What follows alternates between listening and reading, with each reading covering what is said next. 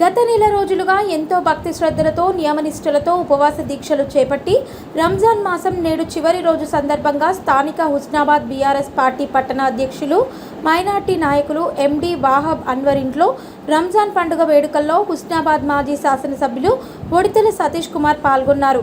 గతంలో బీఆర్ఎస్ ప్రభుత్వ హయాంలో ముస్లిం మైనార్టీల అభివృద్ధి కొరకు మైనార్టీ స్కూల్స్ కాలేజీలు ఏర్పాటు చేసి మైనార్టీల అభివృద్ధికి తోడ్పడిందన్నారు. ఆ అల్లా దయతో మీరు కోరుకున్న విధంగా కోరికలు తీర్చాలని ఆ భగవంతుని ప్రార్థిస్తూ ముస్లిం సోదరులకు హృదయపూర్వక రంజాన్ పండుగ శుభాకాంక్షలు తెలిపారు. ఈ కార్యక్రమంలో పలువురు బీఆర్ఎస్ నాయకులు, కార్యకర్తలు తదితరులు పాల్గొన్నారు.